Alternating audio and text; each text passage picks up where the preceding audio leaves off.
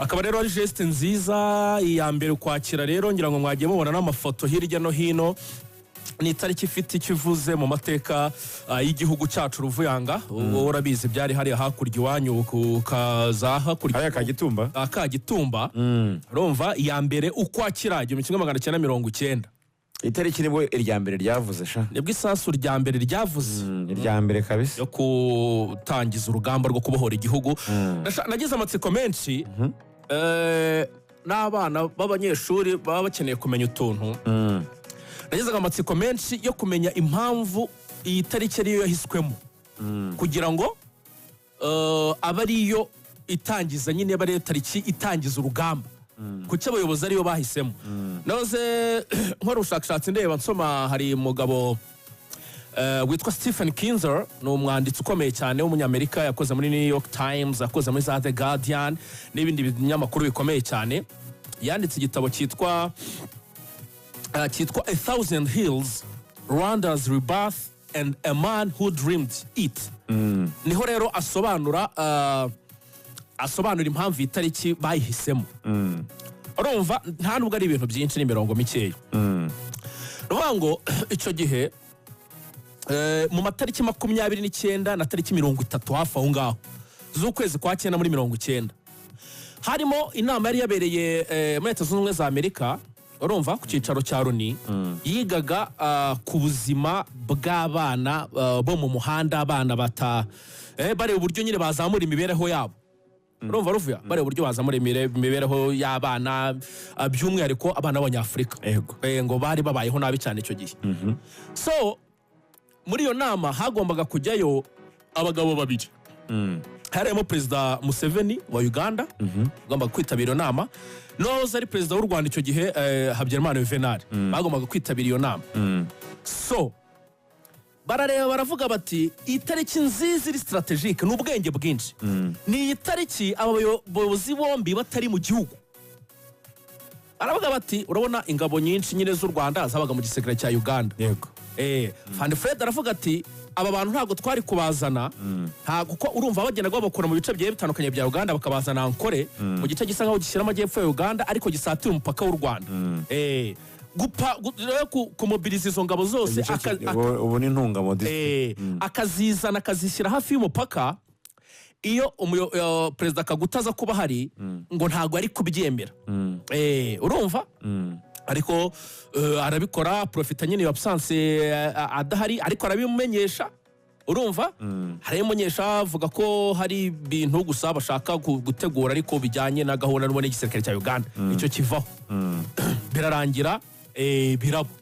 n'uwari naha ari we Habyarimana nawe ubwo urumva ntiyarahari ubwo rero urumva baprofise urumva n'abagabo bakuru b'ingabo urumva nibo bagomba gutangiza iki urugamba nibo bagomba gutangiza urugamba urumva rero nibo bagabo kuri ingabo rero atarahari urumva ubwo urumva abantu barizagara mu mitwe batazi ibyabaye buriya kariya gace niko gace ngo kandi ihuse cyane gukuramo cyane bana direct ubwo rero naho ngaho byavuye ya mbere ukwakira byavuye ikindi buriya ngo tariki ya 9 z'ukwa 10 ni naho hari ubwigenge bwa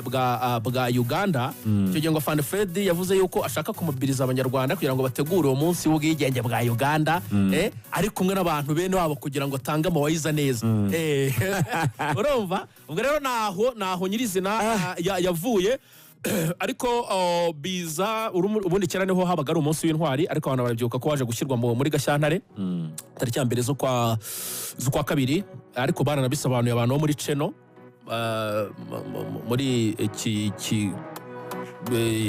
ni ikigo cy'igihugu gishinzwe intwari z'igihugu n'imidari ishimwe gutyo no gutanga imidari ishimwe gutyo cyita Cheno barabisobanuye bavuga ko kwa 2 ari ukwezi gufite byinshi kuvuze mu mateka y'abanyarwanda ngo uburyo ukwezi kwa 2 ngo ni ukwezi k'uburumbuke ni ukwezi kwera so baravuga bati abantu bakagombye kuba baganirira kuri ibi bintu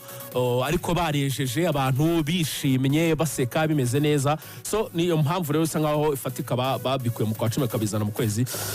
kwa 2 rero cyo tuvuga nsoza kuri ingingo Ruvuyanga ni ugukomeza uyu murage mwiza w'ubutwari birumvikana cyane cyane bihereye mu batoya mu rubyiruko bakigira ku mateka y'abakuru babo y'ababyeyi babo mu by'ukuri ibyabaye tugakomeza tukaguma kuri iyo ndangagaciro y'ubutwari. urakoze cyane rwose nyuma y'ayo mateka twibukije usubiye inyuma rwose uratwibutsa akantu k'agasama rudukoreye kiyambera ukwakira ikivuze ku gihugu cyacu aba IBL n'abandi rwose ngiye nkurikije ibyo uvuze nkuhaye sagenti ubwo ibindi aza kwisobanura Sierra Golf Tango ibindi aza kwisobanura mu burenganzira bwo kuyimuhasi mu nzego zinkure za gisirikare urumva ahubwo wowe ntabwo wemerewe kubaza ikibazo wowe icyo kibazo mbajije hari aho ndi bukibazo ariko si wowe nakuburiraga kugira ngo kugwa nabi umura nyine uruwe muri izo nzego ndimo kuvuga waramutse hatarigane nakusoma tangu atansa uko tayari uko safi niko tayari naonekana kabisa. Asante kaka. Rugangura wamwumvise? Rugangura afitemo ikintu cy'igisirikare kimugendamo. Ngiye naravuze ntakuye ama special training ku banyamakuru natwe bakaduhereza utuntu tw'amaranka nabitatse kera abantu banga kubyumva. Ariko Rugangura urabona ko ni umusiniya kabisa, ni umuntu usobanukiwe, arakubwira icyo bita amaterme technique yo mu gisirikare. Nago mu gisirikare bavuga ngo twafashe igufata se ni ihene abati twakuyemo ati nibwo ntungamo yavuyemo, nibwo hehe havuyemo, nibwo abandi nibwo ngo Kigali yafashwe nibwo yavuyemo, nibwo Rebero yavuyemo. Byo byifata ni ibyanyu basivile, ariko twe nk'abasirikare ntago tubikunda cyane, ndayo hakoreshejwe iryo jambo. Urakoze cyane rwose. Ni IBL rero na Asobanuye Axel ndetse na Rigani tujye kubana muri iki kiganiro cy'urubuga rw'imikino kuri uyu munsi.